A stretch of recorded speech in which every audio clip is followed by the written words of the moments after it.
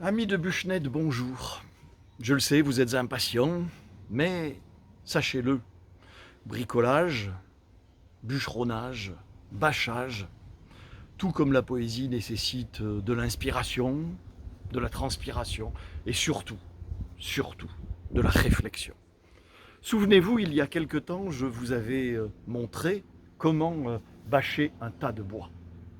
Eh bien aujourd'hui, nous allons poursuivre dans cette série de bûche-neige, comment bâcher. Vous pouvez le constater que j'ai ici une magnifique bâche de 2 par 8, ce qui fait 16 mètres carrés. 16 mètres carrés. Et je vais utiliser cette bâche pour protéger cet amoncellement de peupliers. Rappelez-vous, je vous ai expliqué que j'allais vraisemblablement au printemps me lancer dans la fabrication de mobilier, de peupliers, salons, de jardins. Mais aussi, j'en profite pour vous le montrer, peut-être vous proposer des explications afin de fabriquer toute une série de plateaux. Ici, vous avez un magnifique plateau de fromage, à fromage. Et ultérieurement, je vous montrerai comment réaliser des dessous de bouteilles. Donc revenons-nous à notre bâche. La bâche doit d'abord être dépliée et la réflexion est très importante car il va falloir autour de ce tronc réaliser un cône.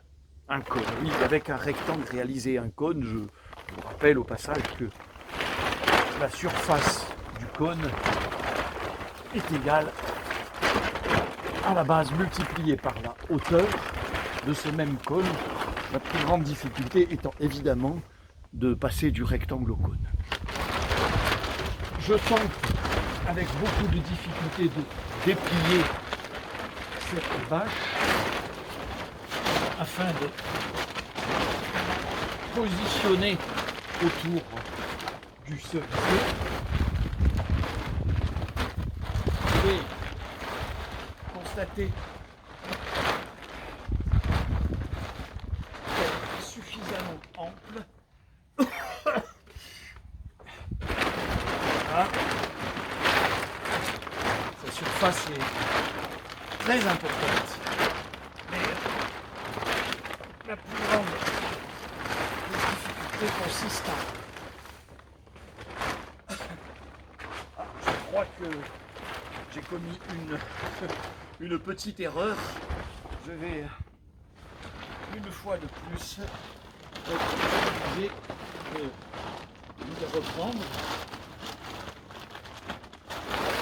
Je vais tenter de me sortir de ce moment-là car cette bâche est, nous pouvons le dire, un peu rebelle.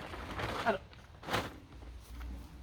quelques explications complémentaires. Vous avez ici l'outil de base pour Buchened, le sando. Introduire une extrémité du sando sur l'œillet prévu à cet effet et évidemment aller saisir à l'autre bout l'autre extrémité du sando afin de réaliser une bouclette. Vous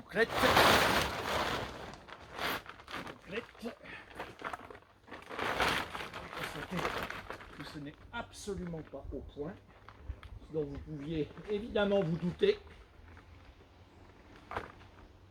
Malgré tout, je vais réussir à solidariser le tout. Voilà. Donc vous pouvez constater qu'évidemment cette bâche est d'une inutilité totale et que je ne sais absolument pas comment m'en sortir.